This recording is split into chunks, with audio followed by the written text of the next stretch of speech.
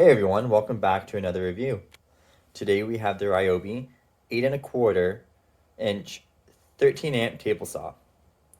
I'd highly recommend watching this video before you go out and buy this particular table saw.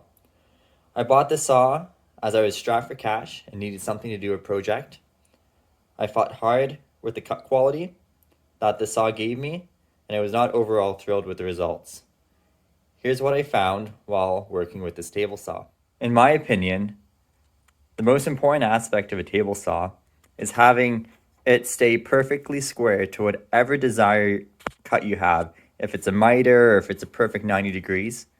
This saw right here has a clamp that compresses against this edge and this edge of the saw.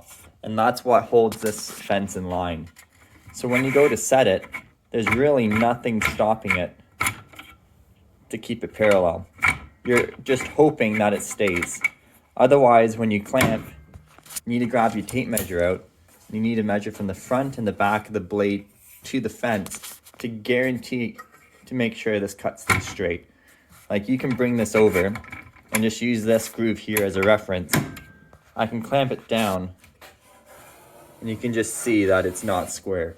So you're always constantly measuring, making sure that this is exactly what you want. So for quick adjustments, if you're a 1/4 inch out, you got to get your tape measure out and keep measuring off the blade for reference. The saw also comes with a miter guide, but when installed, it is very sloppy.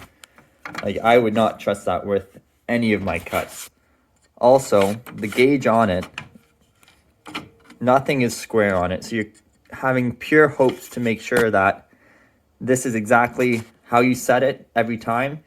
You're double checking to make sure it's squared. So this thing here is a piece of garbage and stays there the entire time. It does come with a push stick that has a convenient side bracket, which I will give them props. It's quite nice right there. The guard on it, the front guard here, the blade guard, it's cheaper material, but it does the job. The kickback blades, they are quite flimsy, but they are better than nothing. And to take it off is actually quite simple. Just pull that off,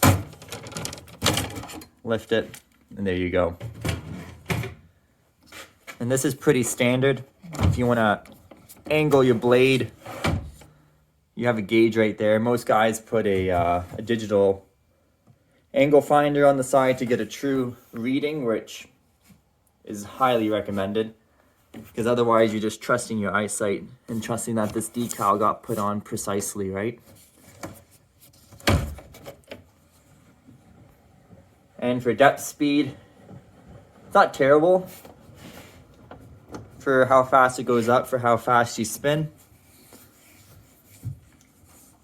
Another thing I'm not quite happy with the saw is the dust extraction. On the back here, there isn't really any discharge of the sawdust.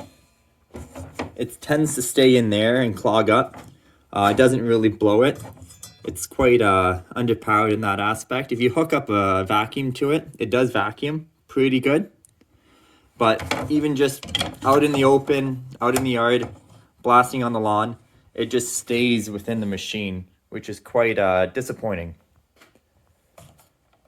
The on and off switch is quite nice. You have the cutout there for the on and the easy off. It doesn't click or nothing. It's quite easy, and you can actually lock it out too if for whatever reason you may need that. After my project, I put this in the shop and started to get good ideas for doing other things. I was on YouTube and I saw that, hey, I'm going to make a crosscut sled for my saw. One problem is it only has one guide rail on it. There's no guide rail on this side.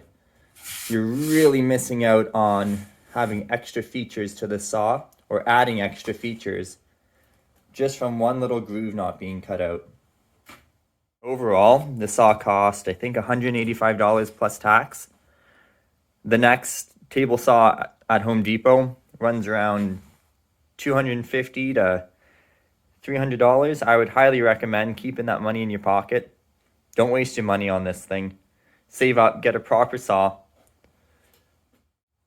I've had this table saw for about a year and I've been saving up for either a new table saw or a track saw. So in the next couple days, I will be going out and buying one of either the track saw or the table saw. So stay tuned to see the unboxed reveal of what I purchased. Thank you very much, guys, for taking a look. I hope this video saves some people some money. Even for a hobbyist, I would not recommend this table saw. Save your money, save up the extra $100, buy something a little better. Take a good look at all the details of the saw. Like this groove right here is a big one for me. I was quite disappointed with it. But yeah, thanks guys. If you enjoyed the video, hit a like, subscribe, and share the video. Have a good one.